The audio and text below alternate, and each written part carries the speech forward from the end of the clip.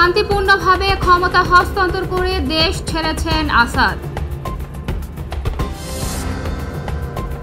আসাদের পতনে সিরিয়ায় অনুপ্রবেশ ইসরায়েলি সেনাদের। সিরিয়ায় নতুন সরকার গঠন নিয়ে কি ভাবছে বিশ্লেষকরা।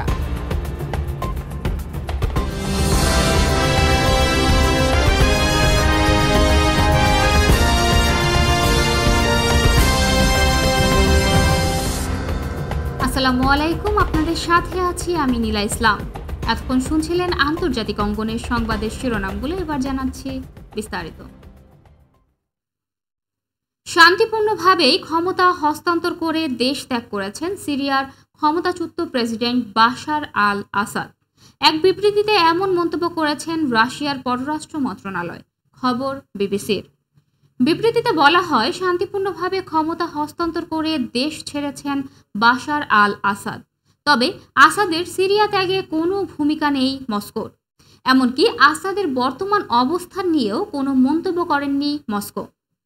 বিবৃতিতে সিরিয়ায় চলমান সংঘাত নিয়ে উদ্বেগ প্রকাশ করেছে রুশ প্রশাসন।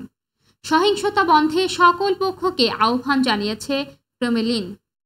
এর মধ্যে সিরিয়ায় সকল বিরোধী দলের সঙ্গে যোগাযোগ করেছে রুশ প্রশাসন।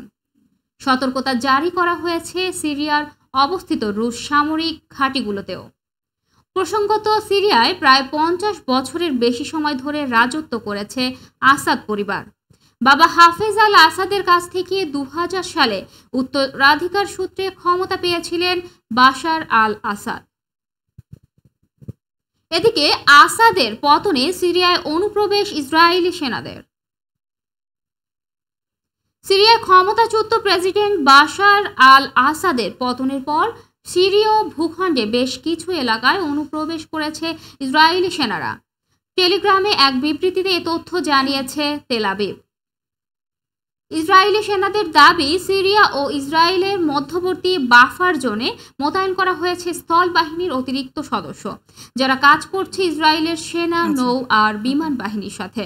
বিবৃতিতে আরও বলা হয়েছে, গাজা দখলকৃত পশ্চিম তীর লেবাননের পর এবার সিরিয়া ফ্রন্টে যুদ্ধ করবে তেল আবিব। এর আগে রাজধানীর দামেস্ক সহ সিরিয়ার বিভিন্ন অঞ্চলে বিমান হামলা চালায় ইসরায়েল। ধ্বংস করা হয় রাসায়নিক অস্ত্র কারখানাগুলো। বিদ্রোহীদের হাতে যাতে কোনো সামরিক অস্ত্র না পৌঁছায় এজন্য করা হয়েছে হামলা, দাবি ইসরায়েলি বাহিনীর।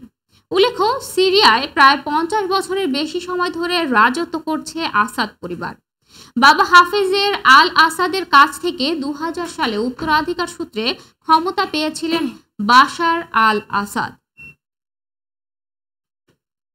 দর্শক, এই মুহূর্তে আমরা চলে যেতে চাচ্ছি আমাদের সহকর্মী জারিনের কাছে। জারিন, আপনি কি আমাকে শুনতে পাচ্ছেন? নীলা, আপনাকে শুনতে পাচ্ছি। জারিন, এই মুহূর্তে আপনার কাছে আন্তর্জাতিক অঙ্গনের কি কি গুরুত্বপূর্ণ তথ্য রয়েছে আমাদের দর্শকদেরকে একটু জানান। ধন্যবাদ নীলা আপনাকে। ইসরায়েল কিন্তু আবারও ফিলিস্তিনে অতর্কিত হামলা করেছে, এমনটি জানিয়েছে আল জাজিরা, এবং এই হামলায় নিহত হয়েছে 16 জন। এর মধ্যে জানা যায় যে 16 জনের মধ্যে 5 জনই কিন্তু একই পরিবারের সদস্য। শিশু সহ এই 5 জনের একটি পরিবার শেষ হয়ে গিয়েছে ইসরায়েলি হামলায়। এরপর ইসরায়েল কিন্তু তার আগ্রাসন ভূমিকা সিরিয়াতেও দেখিয়ে যাচ্ছে। সিরিয়াতে আমরা জানি যে বাশার আল আসাদ পলায়ন করেছে, সেই সাথে সিরিয়ার যে বাফার জোনটি আছে সেই বাফার জোনের অতিরিক্ত পয়েন্টটি দখলে নিয়েছে ইসরায়েল বাহিনী, এমনটি জানিয়েছে সে দেশের পররাষ্ট্রমন্ত্রী। এখন বাশার আল আসাদ পালিয়ে যাওয়ার পর স্বভাবতই প্রশ্ন উঠছে যে বাশার আল আসাদ কি কোনো পদত্যাগপত্র দিয়ে গিয়েছেন সিরিয়াতে? যদি থাকে সেটা কোথায় বা কিভাবে আছে? সেক্ষেত্রে সিরিয়ার যে বাশার আল আসাদ সরকারের যে মিত্র রয়েছে রাশিয়া, তারা জানিয়েছে যে বাশার আল আসাদ একটি পদত্যাগপত্র দিয়ে গিয়েছে এবং দামেস্কো, সিরিয়ার রাজধানী যে দামেস্কো, সেটা বর্তমানে বিদ্রোহীদের হাতে রয়েছে। এই ছিল আমার হাতে সর্বশেষ সংবাদ। ফিরে যাচ্ছি আপনার কাছে। ধন্যবাদ জারিন আপনাকে। দর্শক, আমরা ছিলাম আমাদের সহকর্মী জারিনের সাথে। আমি চলে যেতে যাচ্ছি আমাদের পরবর্তী সংবাদে। সিরিয়ায় নতুন সরকার গঠন নিয়ে কি ভাবছে বিশ্লেষকরা। সিরিয়ায় প্রায় 50 বছরের বেশি সময় ধরে রাজত্ব করছে আল আসাদ পরিবার। সশস্ত্র বিদ্রোহীরা নিয়ন্ত্রণ নেয় দামেস্কো শহরে। বিমানে করে দামেস্কো ছেড়েছেন সিরিয়ার প্রেসিডেন্ট বাশার আল আসাদ, জানিয়েছেন বিভিন্ন আন্তর্জাতিক গণমাধ্যমে। এক প্রতিবেদনে কাতার ভিত্তিক সংবাদ মাধ্যম আল জাজিরা পরিবার সহ বর্তমানে তিনি অবস্থান করছেন রাশিয়ার মস্কোয়। তাকে রাজনৈতিক আশ্রয় দেওয়া হয়েছে বলে জানিয়েছে বার্তা সংস্থা রয়টার্স। এদিকে দেশটির দখলে নিয়ে রাজধানী দামেস্কে অপ্রীতিকর ঘটনা এড়াতে 13 ঘন্টার কারফিউ জারি করেছে বিদ্রোহী গোষ্ঠী হায়াত তাহরির আল শামস। প্রতিবেদনে বলা হয়, বিশ্লেষকরা মনে করেছেন দ্রুতই সরকার গঠন করে সরকার শূন্যতা পূরণ করবে ক্ষমতা গ্রহণকারী গোষ্ঠী। সিরিয়ার রাষ্ট্রপতি শাসিত দেশ, তবে দেশটিকে কিভাবে শাসন করবে এইএস ও আল কায়দা ঘেঁষরা এ গোষ্ঠী তা এখনো নিশ্চিত করে বলা যাচ্ছে না।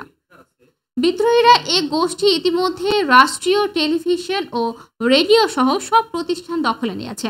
টিভিতে সর্বপ্রথম খবরে প্রচার করা হয়েছে স্বৈরাচার বাশার আল আসাদের কবল থেকে দেশকে মুক্ত করা হয়েছে। দর্শক, এই ছিল এখনকার মতো। পরবর্তী সংবাদ দেখার আহ্বান জানিয়ে এখানে শেষ করছি। ধন্যবাদ সবাইকে এতক্ষণ সাথে থাকার জন্য।